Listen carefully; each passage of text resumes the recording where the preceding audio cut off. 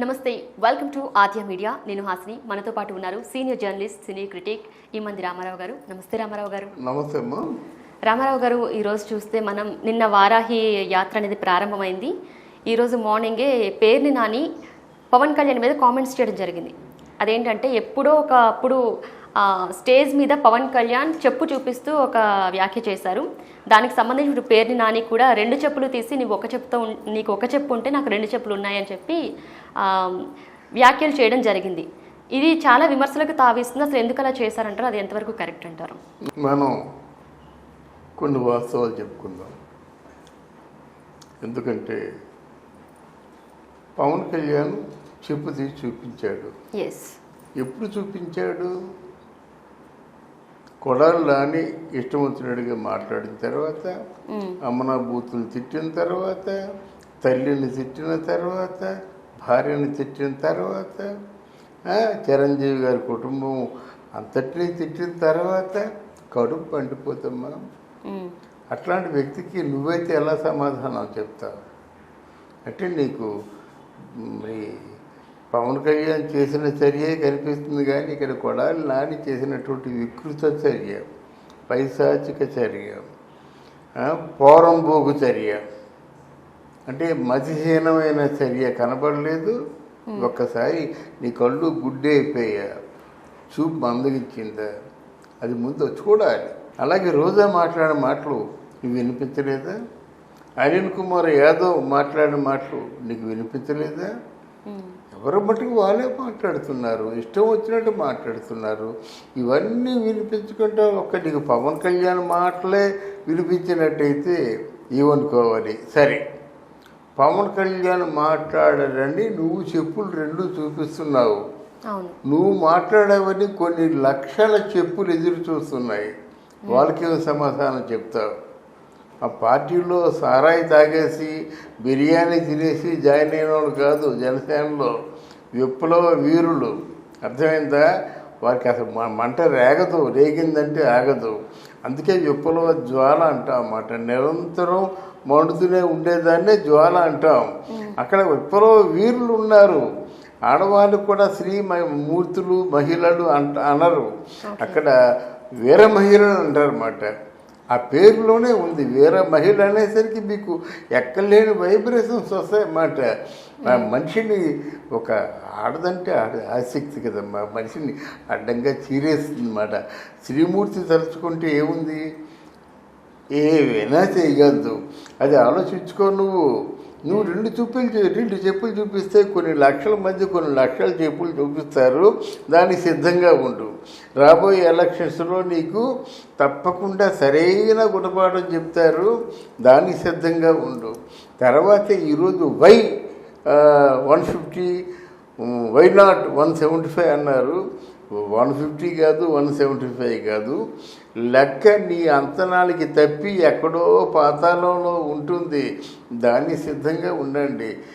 పవన్ కళ్యాణ్ ఎందుకు మాట్లాడితే పవన్ కళ్యాణ్ చెప్పులు చూపించుకోవటం అది ఏంటి సార్? అది ఏదైనా రాజకీయాల్లో ఉండి 10 మందికి ఆదర్శంగా ఉండాల్సిన వాళ్ళు ఇలా చెప్పులు చూపించుకోవటం ఏంటి?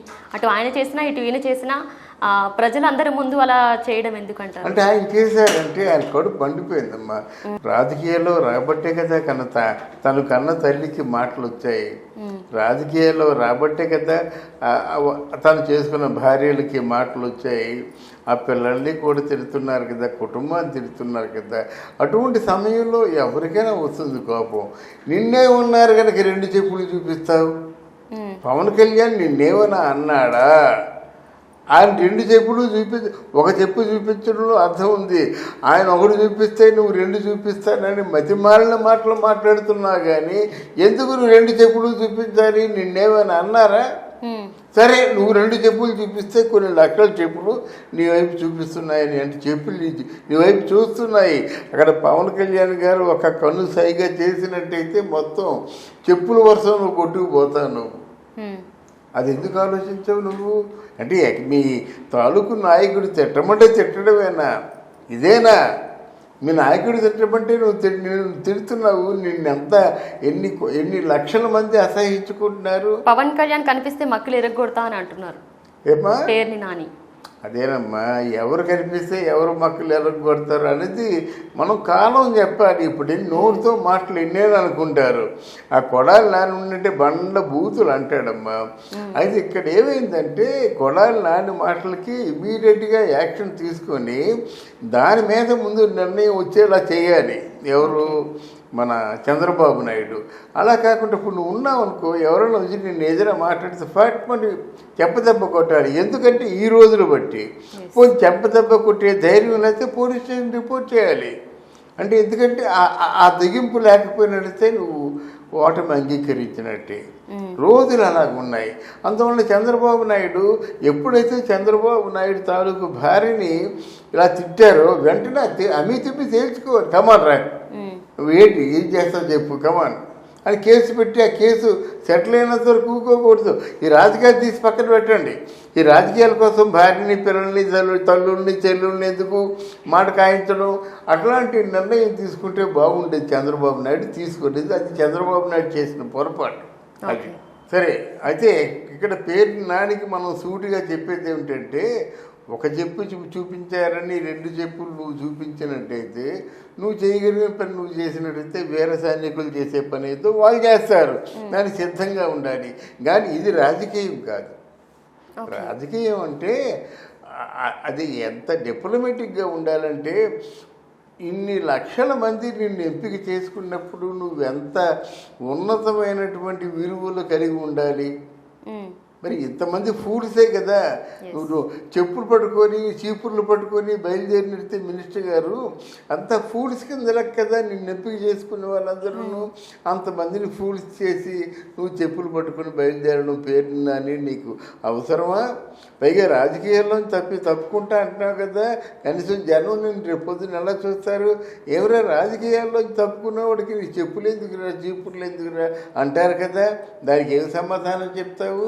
కేవలం జగన్మోహన్ రెడ్డి మొహంలో ఆనందం చూడడానికి నువ్వు ఇలా బండబూతులు తిట్టినట్టయితే కొంతమంది ఉంటారు. ఆ బండబూతులు తిట్టు. దేశం అంటే సమాజంలో స్వార్థపరులు ఉంటారు. చేతైతే వాళ్ళని తిట్టు. అంటే బడా గజ దొంగలు ఉంటారు. చేతైతే వాళ్ళని కొట్టు. లేకపోతే మాఫీ గ్యాంగ్ ఉంది, చేతైతే వాళ్ళని తిట్టు. దొంగలు ఉన్నారు, వాళ్ళని తిట్టు. అలాంటి వాళ్ళని తిట్టారు. కానీ చక్కగా 40 ఏళ్ల పాటు రాజకీయంలో ఉండి ఎంతో అంత అద్భుతంగా పరిపాలన చేసి అమెరికా తర్వాత అమెరికా అనిపించుకున్నటువంటి ఆంధ్రదేశాన్ని నిర్మించినటువంటి చంద్రబాబు నాయుడిని తిట్టడం మాత్రం నీ తాలూకు మూర్ఘత్వం, నీ తాలూకు పిచ్చితనం. అది తెలుసుకో. Okay right sir, thank you అమ్మా, thank you very much. So చూసారు కదా, ఇది వాటి టాపిక్. చూస్తూనే ఉండండి ఆద్య మీడియా.